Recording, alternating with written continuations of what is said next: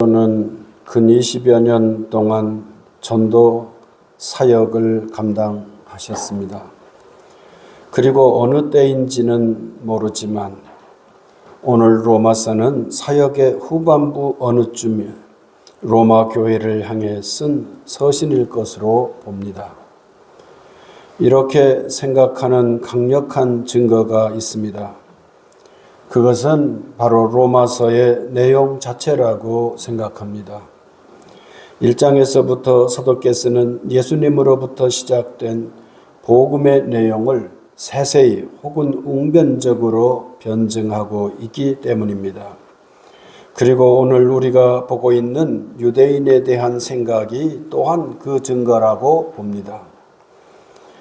앞에 증거한 복음의 내용을 유대인들에게 적용하는 데 있어서 9장에서부터 11장까지 이어지는 내용은 다른 어느 서신에서는 볼 수 없는 독특한 것입니다. 이 내용은 그의 선교 현장에서 얻은 결과물이고 농익은 신앙의 산물이었던 것입니다. 이방인 지역에서 유대인을 생각하면서 복음을 증거했던 바울 사도를 따라 우리들의 이야기를 나누고 싶습니다. 첫째는 가족입니다. 바울 사도에게 유대인이란 아주 친근한 대상이었습니다. 그가 우선은 유대인이었기 때문이고 베드로전서의 표현을 따른다면 예수님은 그의 영혼의 목자요 감독이라고 할 수 있는데 그 영혼의 목자이시고 감독이신 예수님 역시도 유대인이었던 때문입니다. 일이 이러하기에 유대인을 위하는 일이라면 그는 물불을 가리지 않는 마음이었습니다. 로마서 9장 1절에서 3절 내가 그리스도 안에서 참말을 하고 거짓말을 아니하노라. 나에게 큰 근심이 있는 것과 마음에 그치지 않는 고통이 있는 것을 내 양심이 성령 안에서 나와 더불어 증언하노니 나의 형제 곧 고륙의 친척을 위하여 내 자신이 저주를 받아 그리스도에게서 끊어질지라도 원하는 바로라고 말할 정도였습니다. 이렇게나 소중한 이들이 유대인이라고 할 수 있는데 그들이 천만 뜻밖에도 예수님을 영접하지 않는다는 것입니다. 사도께서는 지금 이런 난처한 상황을 설명하는 것입니다. 뭐라고 말씀하십니까? 너희가 전에는 하나님께 순종하지 아니하더니 이스라엘이 순종하지 아니하므로 이제 긍휼을 입었는지라. 하나님이 모든 사람을 순종하지 아니하는 가운데 가두어 두심은 모든 사람에게 긍휼을 베풀려 하심이로다라고 증언합니다. 유대인이 주님을 영접하지 않음으로써 이방인인 로마 교우들이 예수님의 하나님의 긍휼을 입었음을 이렇게 증거하는 것입니다. 그렇다면 성도 여러분, 우리에게는 이와 유사한 경우가 무엇일까 하고 고심하게 됩니다. 그리고 그것은 우리 가족이 아닐까 생각합니다. 나 자신은 주님을 쫓아가고 있습니다마는 우리 가족 모두가 그런 경우는 아닐 수 있기 때문입니다. 가족은 우리 삶을 가능하게 하는 가장 중요한 바탕입니다. 사도행전의 저 유명한 장면을 기억해 보십시오. 어떤 내용이겠습니까? 16장 31절 이르되 주 예수를 믿으라 그리하면 내가 구원을 받으리라. 그렇게 말씀하지 않지요? 너와 누가 내 집이 구원을 받으리라고 말씀합니다. 기독교 복음은 내가 받아들이는 것입니다마는 사도를 통해서 받는 바에 의하면 우리 가족이 받는 가족 단위로 받을 수 있는 것임을 이렇게 분명하게 증거합니다. 성도 여러분, 현재 믿지 않고 있는 가족이 있다면, 그리고 냉담한 상태에 있다면 마땅히 깊은 관심을 보이시기를 부탁을 드립니다. 앞서 본 것처럼 사도께서는 예수님을 거부하는 유대인으로 인해 깊은 신학적 숙고를 했습니다. 유대인이 믿지 아니하므로 여러분 이방인 로마 교우들이 예수님을 받아들이게 된 것 아닙니까? 이 일은 누구에게서 들을 수 없는 전도하며 선교의 현장을 오롯이 지켜냈던 바울 사도를 통해서만 들을 수 있는 깊은 내용이라고 할 수 있습니다. 그렇듯이 우리 또한 가족으로 인한 신앙적 고백이 있어지기를 소원하는 것입니다. 예수님은 우리들의 가정을 향해 아주 중요한 말씀을 주셨습니다. 마태복음 10장 36절, 사람의 원수가 자기 집안 식구리라. 저는 예수님의 말씀 중에서 이 구절이 가장 넉넉하게 와닿습니다. 어떻게 우리들에게 가장 가깝고 그리고 우리 삶의 근거가 될 수 있다는 가족이 우리들의 원수가 될 수 있을까? 주님은 도대체 어떤 지점에서 이런 가족의 경험을 하셨길래 이런 말씀을 하시는 것일까? 이런 생각에 한참 동안 적게 됩니다. 가족은 하늘이 맺어준 인연이면서도 이렇듯 그늘도 지닐 수 있다는 것을 예수님을 통해서 헤아리게 됩니다.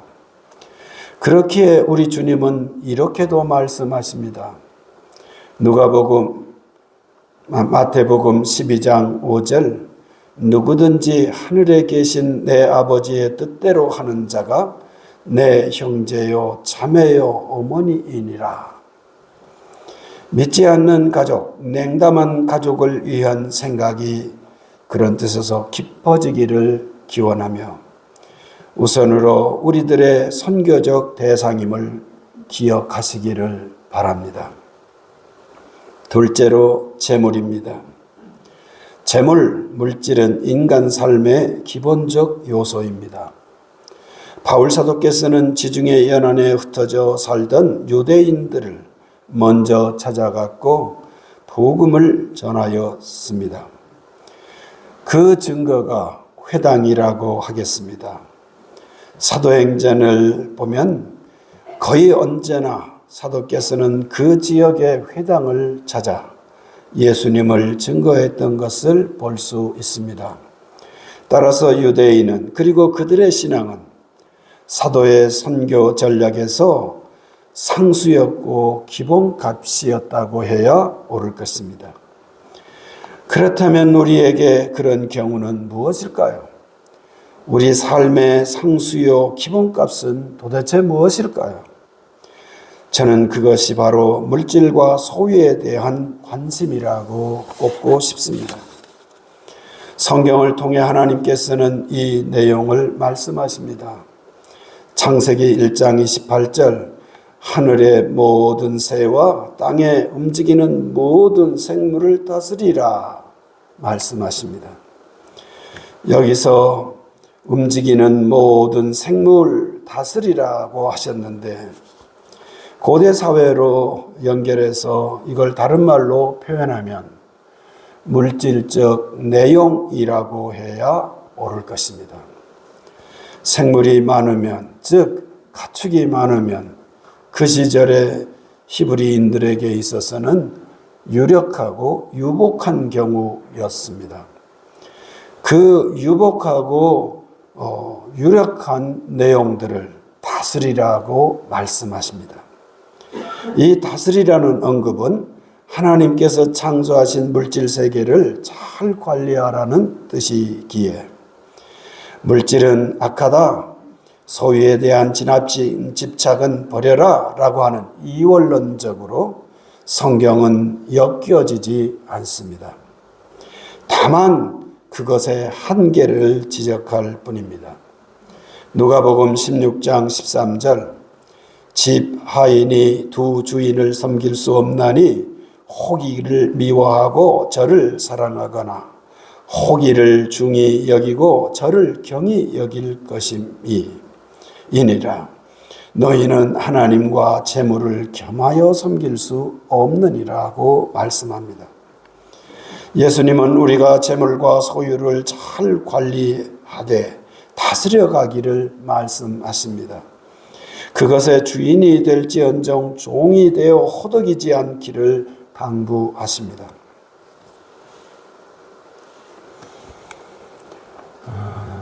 지금도 답을 못하고 있는데요. 저하고 참 오랜 시간 수십 년을 알고 지낸 어느 분이 그분의 아내가 저한테 전화를 하였습니다. 김 목사님, 돈 좀 빌려주세요. 목사에게 돈 좀 빌려주세요 라고 하는 것은 흔하지 않고 이런 경우는 그의 경제 상황이 최악으로 몰렸음을 뜻할 것입니다. 여기저기 알아보았지만 더 이상 어떻게 해볼 길이 없어서 목회자에게 돈을 원하는 것 같습니다. 교우 여러분, 이런 안타까운 전화를 받고 그 아내는 물론 눈물을 흘리며 전화하였고 길게 들을 수 없는 전화였습니다. 그리고 지금까지 건 한 달이 지나가고 있는데 답을 못하고 있습니다. 아마 그는 저 자신을 수십 년 알고 지냈기에 제가 돈을 많이 지니고 있는 목사는 아닌 것으로 알고 있고 교회를 통해서 어떤 도움이 있지 않을까 생각했던 것 같습니다. 제가 어떻게 교우 여러분, 제 지인에게 돈 좀 융통해 주실 수 있나요? 라고 말할 수가 있겠습니까? 사람이 살아가는 것은 이럴 수도 있구나 라고 하는 것을 제가 나이 들면서 뼈저리게 경험하는 지금 순간이고 상황입니다. 우리 예수님은 우리에게 허락된 재물과 소유를 잘 관리하고 그것을 다스려 가라고 말씀하십니다. 그것의 주인이 될지언정 종이 되어서 호덕이지 않기를 당부하십니다. 그 또한 허덕이고 싶지 않을 것이지만 지금 상황은 그렇게 몰리는 것 같습니다. 성도 여러분, 마리아의 경우를 보십시오. 다른 복음서들은 한 여인이라고 이름을 밝히지 않지만 특이하게도 요한복음은 그를 마리아라고 표현합니다. 그래서 이 당사자가 누구인지 주석가들은 큰 논쟁을 벌이고 있습니다.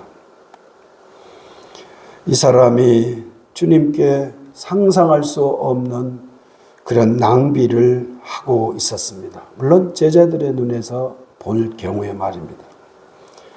값나가는 향유를 깨뜨려서 예수님께 부어드렸다는 것입니다.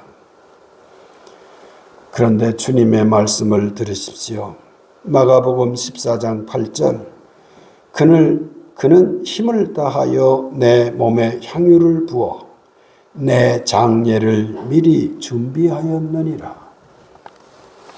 예수님께서 우리가 아는 대로 예수님께서 사람을 칭찬하는 경우가 흔치 않았습니다. 그런데 세상에 이 마리아의 이 낭비적인 이 일을 주님은 정말 극진한 마음으로 칭찬하고 계십니다. 결국 마리아는 물질의 주인이 되어 그 재물을 효과적으로 쓸 줄 알았던 주님의 사람이 될 수 있었습니다. 이사야는 오래전에 이미 이렇게 증거합니다. 오호라 너희 모든 목마른 자들아 물로 나오라. 돈 없는 자도 오라. 너희는 와서 사 먹되 돈 없이 값 없이 와서 포도주와 젖을 사라 말씀하십니다.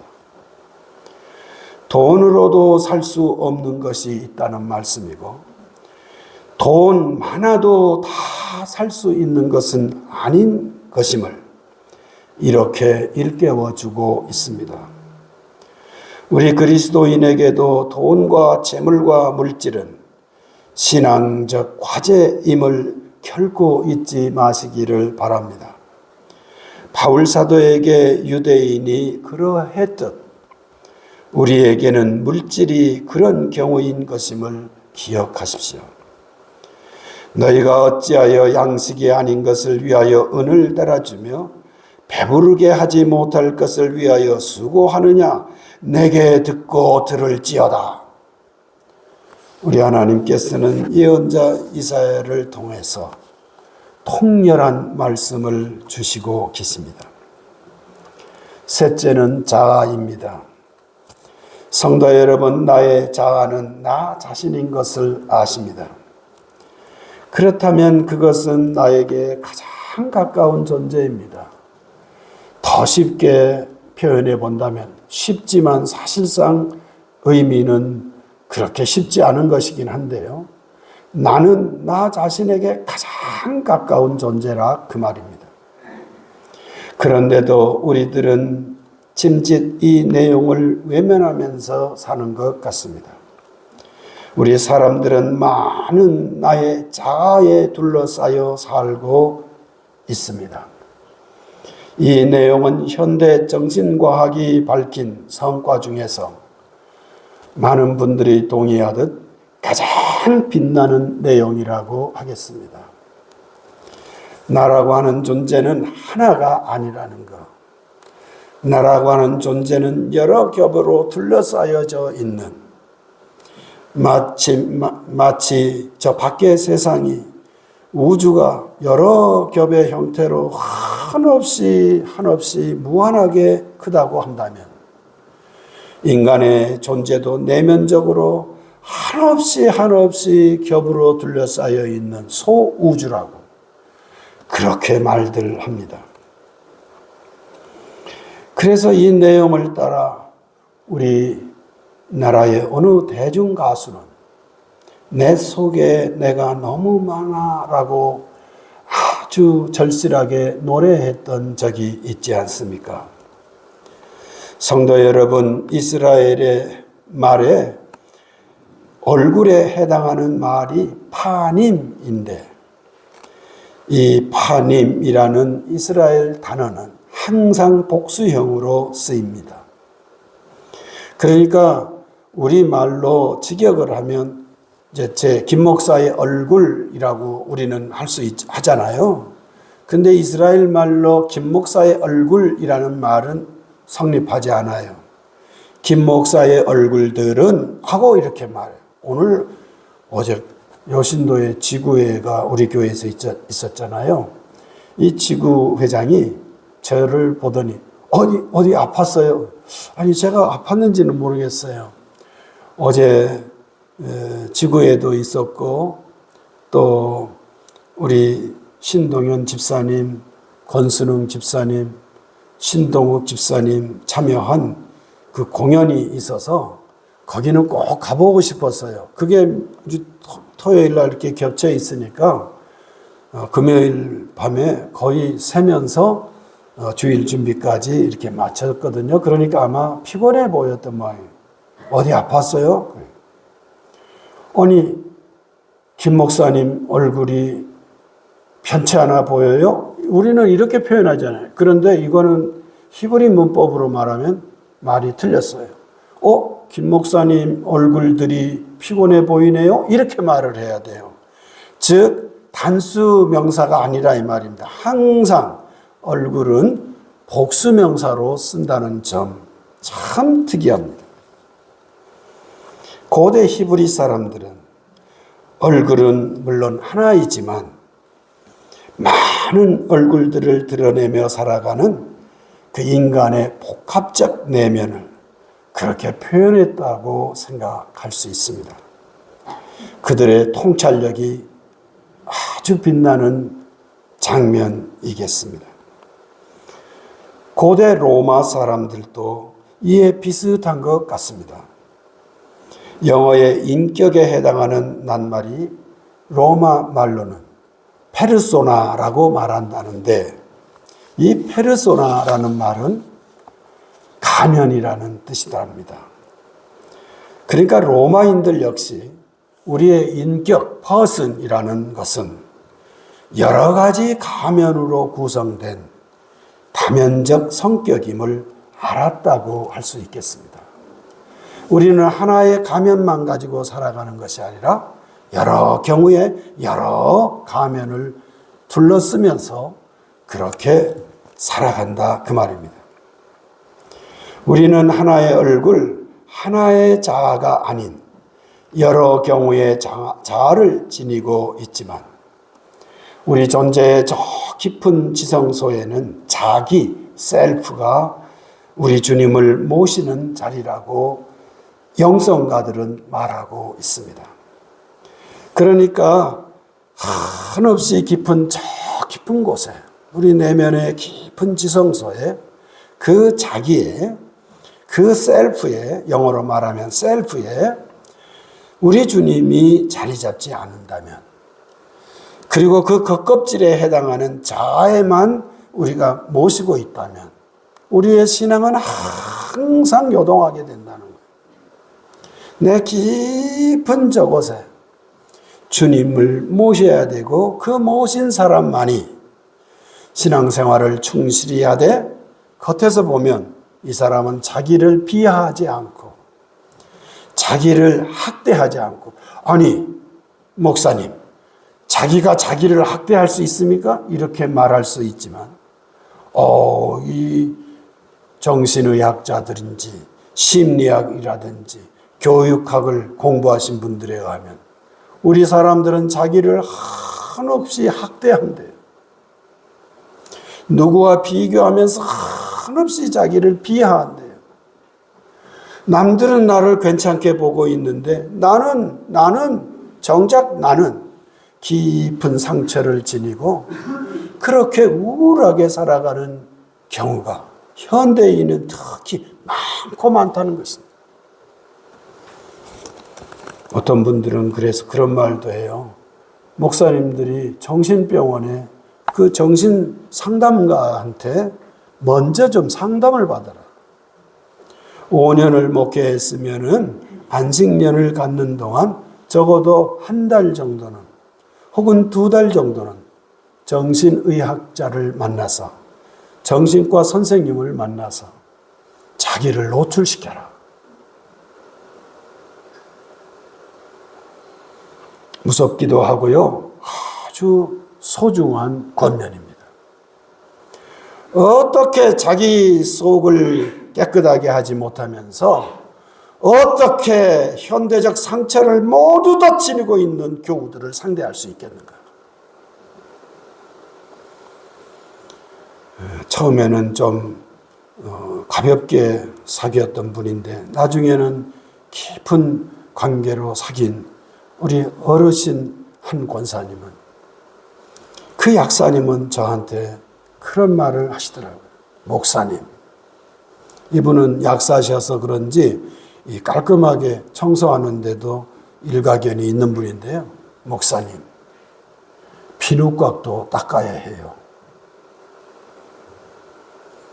우리는 보통 비누는 물에 씻어서 우리 손을 씻는 일은 하는데요. 우리의 비누곽까지 닦는 일은 별로 신경 안 쓰는 것 같습니다. 저는 비누곽을 닦아본 적이 없었어요. 그 권사님의 말씀을 듣기 전까지. 그런데 진짜 깔끔한 분은 정말 깔끔한 분은 비누과까지 닦더라고요. 그래야 마땅하잖아요? 생각해보면. 우리 내면 깊은 곳에 상처가 치유되고 우리 주님이 그곳에 좌정해 계실 때 우리는 자기 자신에 대해서 그렇게 홀대하지 않습니다. 내가 얼마나 소중한 존재인지. 현대 영성가들에 의하면 자기 자신을 소중히 여길 수 있는 사람이어야 그 사람이 성숙한 사람이라는 것입니다. 남을 사랑하기 전에 자기 자신을 잘 들여다보고 내가 얼마나 은혜를 입은 소중한 존재인지를 알아야 된다는 거예요. 아니, 그런 말 듣기 전에 이미 우리는 알고 있는지도 몰라요. 그런데 그게 간단하지 않은 일이에요. 우리 예수님은 구약 성경을 따라 이렇게 말씀하십니다. 마태복음 22장 39절. 둘째도 그와 같으니 내 이웃을 내 자신같이 사랑하라. 저는 최근에서 이 사랑하라는 말씀을 듣고 정말 깜짝 놀랐습니다. 우리 보통 알고 있잖아요. 사랑이라는 헬라 말이 에로스라는 단어가 있고 아가페라는 단어가 있다. 그거 웬만한 분들은 알고 있잖아요. 그런데 내 자신과 같이 사랑하라. 내 이웃을. 이 말은 뭔 말이에요? 내가 나를 사랑해야 된다는 것이죠. 내가 나를 사랑하고 내 이웃도 사랑하라는 말이잖아요. 그런데 성도 여러분, 놀랍게도 저는 이거를 그렇게 별로 주목하지 못했는데 이제서 주목하게 되는데요. 사랑이 아가파오, 즉 아가페라는 동사형을 쓰고 있었습니다. 내 자신을 하나님의 사랑을 묘사하는, 예수님의 사랑을 묘사하는 그 사랑이라는 낱말을 자기 자신에게 쓰고 있더라는 것이에요. 우리는 하나님을 사랑하는데 지극한 마음으로 아가페라는 낱말을 씁니다. 그런데요, 내 자신에게도 그리하라는 거예요. 내가 내 자신에 대해서도 아가파오, 사랑하라. 이렇게 말씀하고요. 그렇게 된 사람이 또 누군가를 사랑하게 된다는 말씀이에요. 성도 여러분, 우리에게 다가오는 하나님의 나라는 우리로 하여금 이 일들을 온전하게 충분하게 감당하도록 돕는 나라인 줄 믿으시기 바랍니다. 이 땅의 나라는 오히려 그것을 방해합니다. 온갖 것들이 우리 가족이 복음으로 하나 되지 못하도록 진동합니다. 혹은 준동합니다. 우리 온 가족이 복음으로 하나 되려고 마음을 먹으면 이상하게 우리에게는 악재가 생겨서 우리 가족끼리도 신앙적 통일을 이루지 못하고 분열시키며 너나 잘 믿어라. 나는 내 길을 가겠다. 나는 냉정하게 살겠다라고 하는 그런 일이 벌어지더라는 것입니다. 그리고 이 땅의 나라들은 거의 한결같이 우리로 하여금 물질의 노예가 되도록 부추기며 나에게 집중하지 못하도록 조장하여 우리의 내면을, 우리 어떤 CCM에 의하면 황무함이라는 가사가 나오던데요. 우리의 내면을 황무함으로 떨어지게 만드는 것입니다. 예언자 이사야는 남의 땅 바벨론을 염두에 두면서 이스라엘을 향해 하나님의 말씀을 증거하였습니다. 바울 사도는 이방인 지역에서 유대인을 기억하며 복음을 증거하였습니다. 오늘 우리들은 이 땅에서 예수님의 복음과 진리를 따라 우리의 삶을 감당하되 다가오는 주님의 나라를 바라봅니다. 우리는 신앙이 깊어져서 이 삶의 과제를 통찰하여 주님을 영화롭게 할 입장에 있는 것입니다. 그것을 확인하면서 그날 그 자리가 영광의 현장이 되기를 소망하는 일, 우리들의 큰 과제인 줄 믿습니다. 우리는 오신 분만이 다시 오실 수 있음을 믿으면서 주님과 함께 동튼 그 나라를 앙모합니다. 이 땅에서 신앙의 과제를 감당하는 사람이, 감당하려고 애를 쓰는 분들이, 그것이 가족이고 그것이 돈이고 또 그것이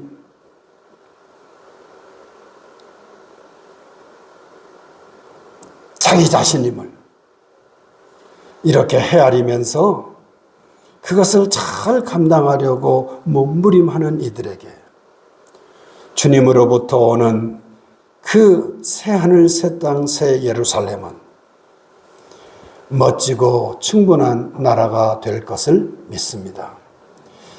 이것은 주님의 말씀입니다. 할렐루야. 거룩하신 하나님, 부족하지만 이 세상 나라의 질서에 맞서면서 성령님의 도우심을 따라 우리 삶의 과제를 감당하려 합니다. 이 땅에서 천년 만년 살 것을 생각하지 않게 하시고 다가오는 주님의 나라에서 영원한 생명을 향유할 줄 아는 천국 시민을 소망하며 오늘을 살아가는 우리 모두가 되도록 복을 주시옵소서. 우리 주 예수 그리스도의 이름으로 기도하옵나이다. 아멘.